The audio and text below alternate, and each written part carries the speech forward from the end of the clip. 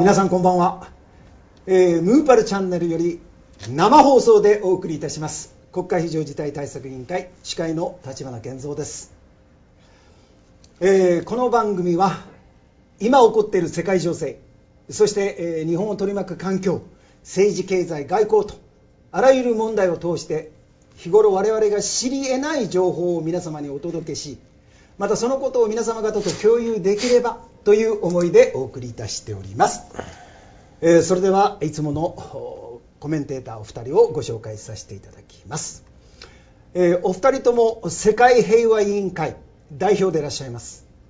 まずはじめに、空手道本庁武道総本庁の総裁でいらっしゃいます長道院大覚氏、はい、もう一方国際ジャーナリスト、そして、ノンフィクション作家でもいらっしゃいます皆さんよくご存知のベンジャミン・フルフォードさん、このお二人とともにお送りいたします。とも日本が、311の、日に核兵器で攻撃されたでしょ。海底に置かれた原子爆弾、その証拠が揃ってる。でその犯罪責任者も名前が出てる。で読売テレビ、読売新聞言わない、日経言わない、NHK を言わない、政府も、一部国会議員、国会で言っても報道されない。こんな連中は政府にいる資格はないんですよ。これは普通の話じゃない。ワグナ BSP 社が福島原発を爆破させたんですよ。その証拠が出てる。でも知らん顔してる。で海底に原子爆弾いっぱい置かれた証拠も揃ってるのに、なんか、それを起こした人たち今利益上げてるわけ。ジオライトをばらまいたりなんかしてさ、その人たちがまだ権力にいることは大きな問題です。ではっきり言ってこれはもうどんな、定義でも売国度、自国民2万人を殺した勢力の下請けをやってる人たちは政府にいるべきじゃない。だから早く NHK や読売や朝日やそういうところからまず嘘つきを追い出して真実をまず伝えればいいんですよ。これはアメリカ政府が犯した犯罪じゃないからね。これはロシアの潜水艦クルスク沈没した時は2000年に、そこからロシアの原子爆弾が盗まれたんですよ。でこれは日本に持ち込んだグループは、政府の裏にいるんですよ。これは J. ロッカフェラー責任者であることも証拠を掴んでるでしょ。ピーター・ハンズ・コルベンバーグ、ローマ教のね、元イーズス会のトップが電話で威張ってたんですよ。俺がやったんだとかね。でイスラエルのネタニヤフ総理が、カンナウトに電話して今度他の日本の原発全部爆発させるぞっていう脅しの電話をしてるでしょ。なのにまだその人たちの、お金で飼いならされた、脳なしが権力にいることはおかしすぎる。なんで逮捕劇始まらない。それを不思議。でもやっぱりね、東京の警察、検察のトップに腐ってる連中いる人しか思えないんですよ。そうでもなければ2万人の大量殺人犯いくらでもいるからね、その人たちどうにかしなければならない。でそれはまずはっきりしたいんですよ。ただいつもね、僕はこの番組で怒ってるのも申し訳ないから、もうちょっとね明るい話もしたいんですよ。現実問題として日本は世界最大の債権国であるんですよ。もし日本が、関西で、僕は関西、なんで関西って言ってるか、奈良の方、海に近い更地でいっぱいその空き地があるんですよ。大阪府はもうぎゅうぎゅうで東京一極集中しすぎですけれども、奈良に新しい国際経済企画庁を設立すればですね、日本の政府、世界の最大の債権国である日本は海外で援をするって発表すればですね、信用がある、通る、みんなこれは信用できると。それをベースに世界規模な大掛かりな事業、砂漠の緑化、海の改善、貧困対策、あらゆる大きなプロジェクトを企画して実施するんですよ。そうすればですね、日本の企業にたくさんの仕事が回る。日本景気が良くなる。世界景気が良くなる。でもペンタゴンが協力するって言ってるんですよ。封印された技術、例えば飛行技術とかあとエネルギー技術を提供しますって言ってるよ。で、日本の待ってるだけなんです。これはもう夢でも妄想でもなくて、やればできる話。今年中にこの地球から貧困をなくして環境破壊を止めること、現実な話なんですよ。やればできる。それをやらない。で、結局、国際金融システムが変な、狂信的な宗教の、一神教の連中がね、が牛耳ってた。あんな人たちはね、地球を支配する脳はなかったわけですよ。戦争を起こしたり、なんか環境破壊のためになんか人類の8割を殺したり、そういう人たちは地球の運営をする資格はない。だから国際的にそのグループを、退場してもらうつもりなんですよ。で、国連も世界のものではないんですよ。あれはあのグループの、しもべがやってる、茶番劇なんですよ。戦勝国の、支配の芝居。人類の代表ではありません。もちろんね、僕はトップレベルの話してる。末端の人間みんな真面目でちゃんとやってるから、その人たちそのままで新しいたくさん面白い仕事を与えるけれども、トップはマフィア。しかも脳なしマフィア。それが問題なんですよ。これはもう難しい話ではない。で、今、国際的にその人たちに圧力かかってて、少しずつ、もう目に見える形で弱体化してる。例えば、ハンガリーという国ね、ロスチャールドの中央銀行を追い出した。もういらないと。これ、中央銀行は国境機関であると。政府、国民のもの、民間の秘密グループのものではないと、はっきり言ってる。アイルランドもそう。ギリシャは革命に近い状況に落ちてる。アメリカも革命に近い状況に落ちてるんですよ。軍隊はロン・ポールを支持してるんです。で、情報の統治が崩れてる。もうそれがわかるでしょ？見てて。で、あと今問題になってるのは新しいその国際金融システムについての案いろいろ出てて、でどれにすればいいかとみんな迷ってるんですけれども、一つ全部牛耳る必要はないわけ。僕はとにかく日本が世界最大の債権国だから、まず国際円を出せばもう通るんですよ。他は他でやればいいということを言ってるんです。で、いずれは、このマフィアが、第三次世界大戦を相変わらず起こそうとしてるんですけれども、イランとイスラエルの間にヒステリーにやってるけれども、みんな騙されない、起こさせない。そんなね、アホなことをやらない。ちなみに、ネタニヤフ、イスラエルの総理大臣がね、自分の心理学者を殺したんですよ。なぜかというと、心理学者に、いや、俺とアハマジネダで一緒に、グルになって、第三次世界大戦を起こすんだとか、あんなことを言ってるから、心理学者が、この人が、頭大丈夫じゃないということをマスコミに言い出したから殺されたわけなんですよ。でも現実問題そうですよ。大量殺人犯罪者が一国の総理大臣になってる。それは変な話ですよ。で、それを止めなければならない。総裁は好きですか？ベンジャミンさんは好きですか？ってメール来てました。2人とも大好きです。というのはやっぱり命を張った革命家って言いますかね、すっごく勇気もあるし、とにかく自分の命をいつでもやばいところに置いても大丈夫というぐらいの腹を決めている方たちです。そしてこの多分放送の中ではとてもお二人とも厳しい怖いような感じをきっと皆さんされるんじゃないかなと思うんですが、実際はとっても優しいです。ぜひ皆さんも直接会ってお二人といろんなお話ができる時があれば、こういう放送の時にはね、かなり総裁も怖い雰囲気、ベンジャミンさんもかなりきつい雰囲気でお話になりますが、対個人でいろいろお話をするときにはとても優しいですよ。尊敬しております。はい。命を張ることについて言うんですけれども、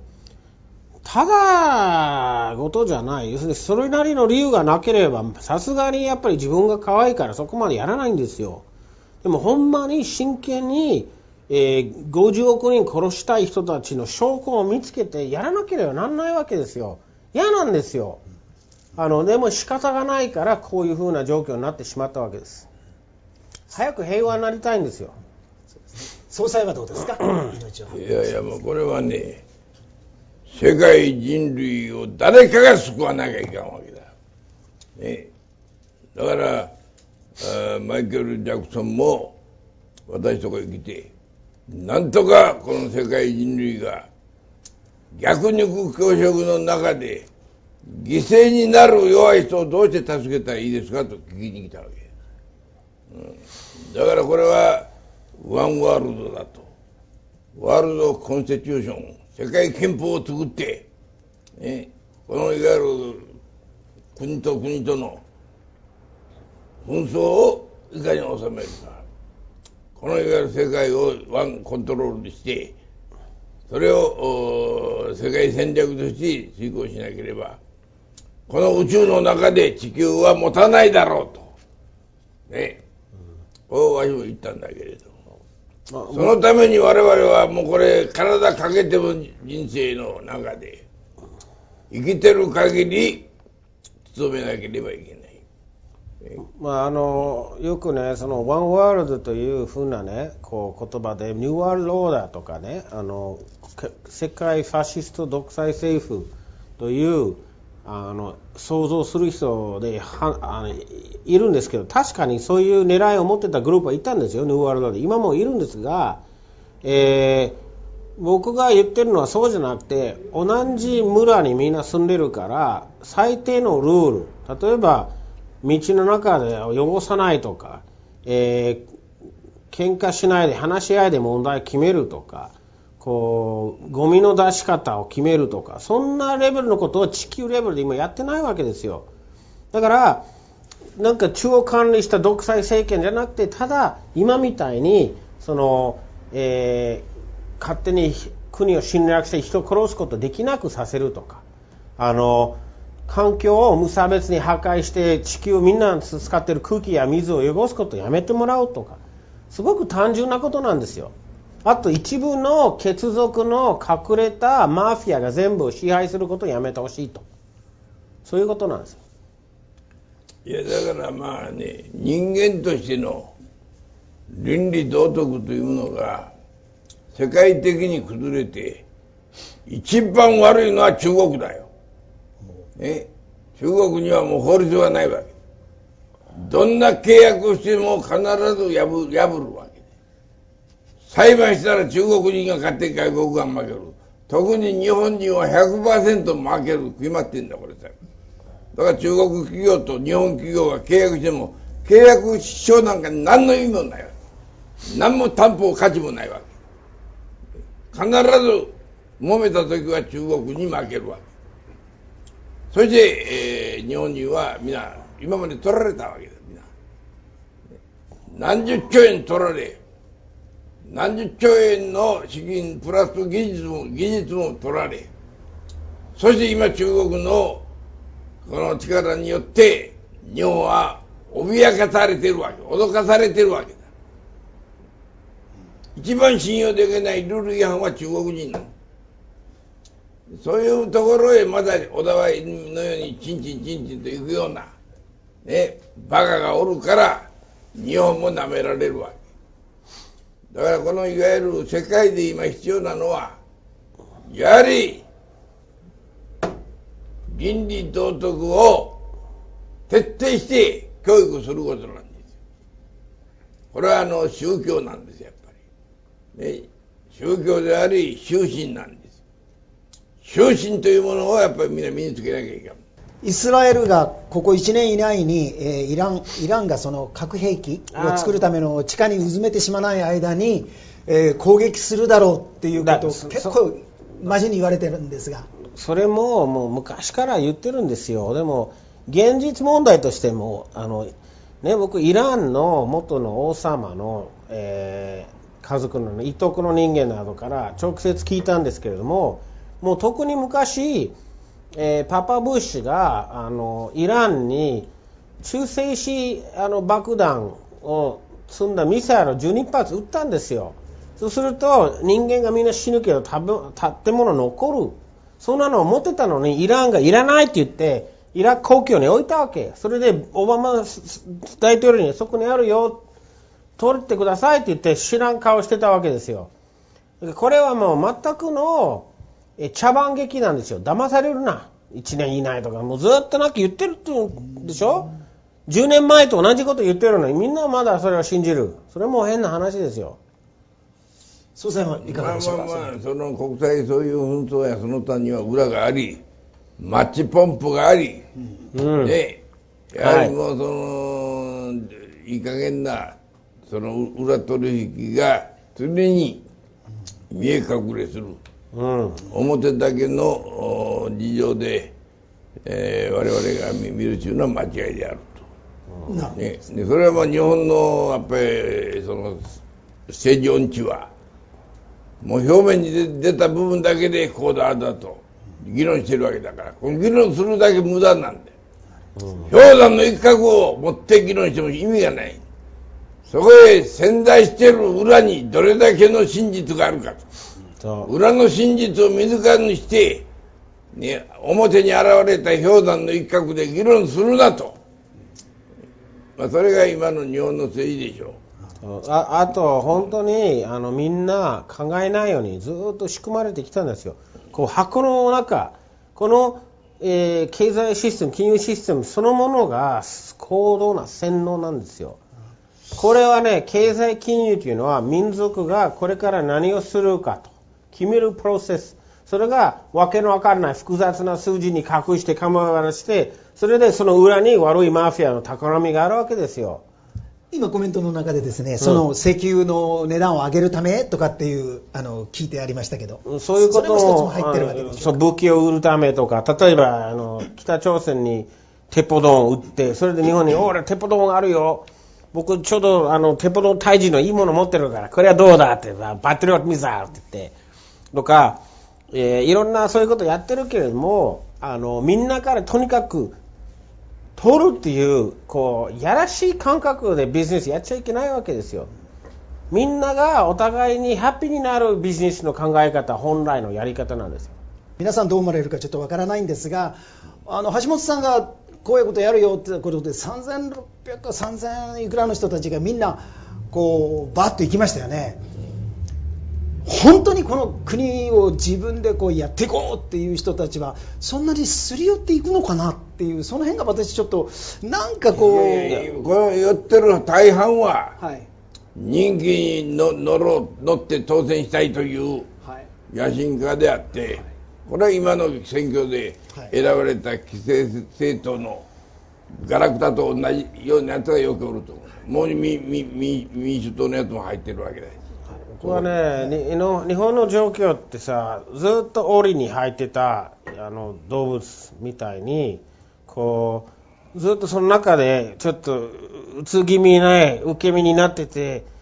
この状況嫌だけど慣れちゃったっていうんで、でもドアが開いてると今どっか走れって言ってできるんですよ。それを今やろうとしてるんですよ。それが本当ですかって少しずつみんな本当ですよって言って、それでじゃあもう一回夢を持とうっていう、そういうことを我々やろうとしてるんですよ。なるほどですね。そういう夢を持たせるっていうのが今私自身もね、夢を持ってそれを実現する、それはできるんですよ。もうなるほど、精神世界ですよ。やろうと決めれば、みんなで決めればできる。で今邪魔する連中も、退場してるから。今までそれやろうとしたら殺されたり脅されたりしてたけど、今は我々それを守るからできないと。だからいいよ、どうぞ自由だよっていうふうなことをどうしても言いたいんですよ。はい、今ここでコメントで来てましたけど、スケールが大きいのが白人の長所って言ってるんですね。私は確かに日本はスケールの大きいことを、大東亜共栄圏、もうアジアを全部近代化させるというスケールの大きいことを考えてた国です、もともとは。それで一回敗戦してとことんやられて、今こうちっちゃいことを考えてるようになったけど、再びスケールの大きい国家になれよ、ね。ちなみに今コメントで、これみんな酒かってみたいなこと言って、酒は総裁は一切酒飲まれません。私は大好きですけど、これ水です。はい、一応その時も言っておきましょう。まあそこで、いろいろと結論が出てきません。なんかいや、僕はもう結論は一つ、今まで世界を悪く支配してた人たちに退場してもらって、で、世界平和、貧困なくす、関係破壊を止める、それで非公的な、その進歩のある新しい時代を始めようじゃないかと。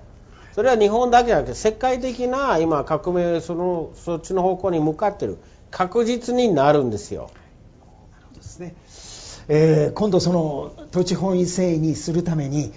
どうしたらいいかというのをもっと具体的にちょっと時間をかけて次回やりたいですね。はい、今日はもう時間を2、3分オーバーしております。次回は2月の28日8時15分から生放送となっております。本日もご視聴ありがとうございました。それでは皆さんごきげんよう。